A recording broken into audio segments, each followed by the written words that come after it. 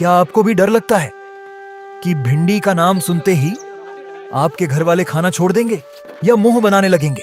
अगर आपको भी वही पुरानी चिपचिपी और बेस्वाद भिंडी परोसने से खौफ आता है तो अपनी उस घिसी पिटी रेसिपी को आज ही भूल जाइए। इस वीडियो में देखिए कैसे इस अनोखे देसी तरीके ने उसी उबाऊ भिंडी को इतने कुरकुरे, मसालेदार और लाजवाब स्नैक में बदल दिया है कि बच्चे भी इसे फ्रेंच फ्राइज समझकर मिनटों में सफाचट कर जाएंगे।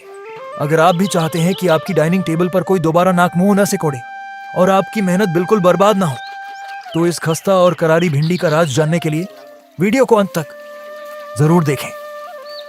और हाँ, प्रकृति से जुड़े ऐसे ही असली देसी स्वाद और लाजवाब तरीकों के लिए वीडियो को एक लाइक करके चैनल को सब्सक्राइब करना बिल्कुल मत भूलना।